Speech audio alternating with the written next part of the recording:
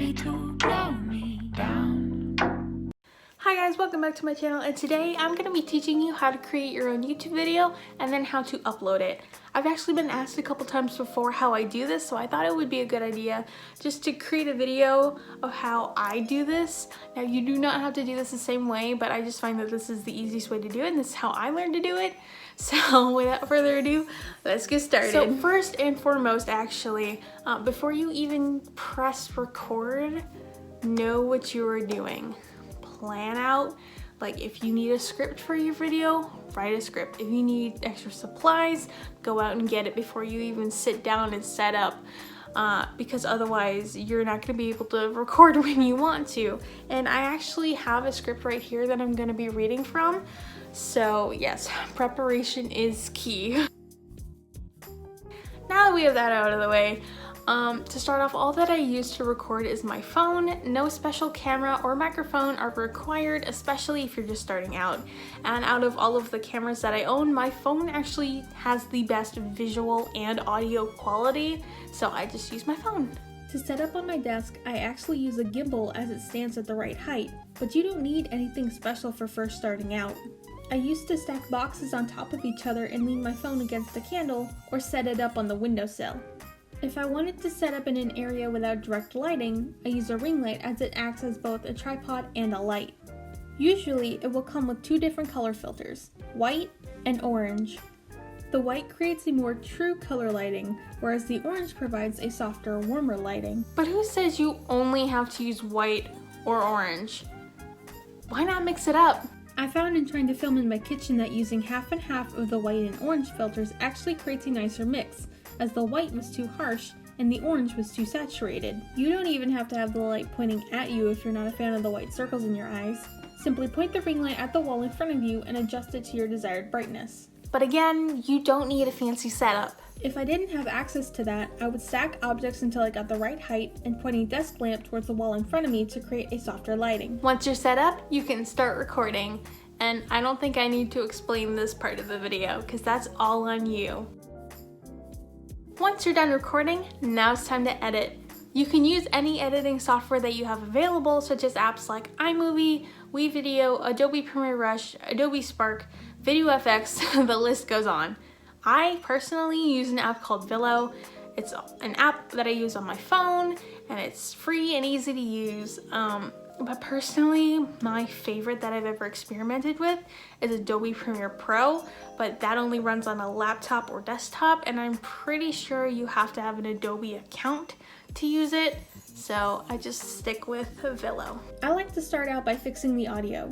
Since I don't use a microphone, I have to work around the audio being too quiet. I usually turn the sound up to 200%, but I don't want to go too far, otherwise you can hear any background noises such as the air conditioning. If you want to use music from Vilo's audio library, I would suggest picking out a suitable song first, bringing the volume down to 2%, and testing how it and the video's original audio sound together. If the music is too loud, carefully raise the video's audio until it's where you want it before editing, otherwise you have to change each clip individually. Trust me, changing the volume on 180 separate clips is not fun. When you're ready to cut a clip, say you're taking out a long pause, you want to tap on the clip and then tap the scissors labeled split. The clip will split where the tracker is. Then watch the clip and stop the tracker right before you want to split. This time, tap from now. The clip will shrink down to where the tracker is. Watch the clip's back to make sure the split is where you want. If not, tap the back arrow and it will undo your last action. But if so, continue until you're done with the video. You can also rearrange the clips by pressing and holding a clip. But if the clip is from the same video as another clip, they'll have the same thumbnail, so always watch the video back or keep track of where the clip is and needs to be. You can also add a clip by tapping the plus button in the middle and selecting your desired photo or video.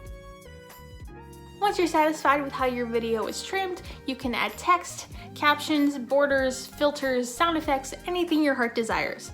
I tend to use minimal filters, and I use the text option as captions for points of low audio or as editor's notes, usually to make fun of myself in hindsight. Like that. To do so, tap the uppercase T+ on the sidebar. Choose a style you like and type whatever you want. You can adjust the colors and the placement on the video if necessary, and you can either drag the text over to where you want it to end, or watch the video, pause where it ends, tap on the text, and press Until Now. Filters and other add-ons work similarly. Grab what you want, place, and adjust to desired length. Some of these features, however, do require you to pay monthly to download the video to your camera roll, files, etc., such as layered video feature and certain sounds, music, and filters, all indicated by a pink lock in the upper right corner. However, I can get by just fine with what they offer for free. You can bypass it by screen recording the video in the editing window and then cropping that video, but then that just ruins the visual quality of your video and it's just not worth it. Just use what's available. Once your video is completely finished and you're happy with the result, go ahead and download it by tapping the box in the upper right corner, choosing your desired export type. I usually do high resolution at 60 frames per second, then export and save to your camera roll. It may take a while to export depending on the video length and your storage. Once that's done, there's a couple different ways you can upload it to YouTube. You can do it via the YouTube app, YouTube website, or YouTube Studio website.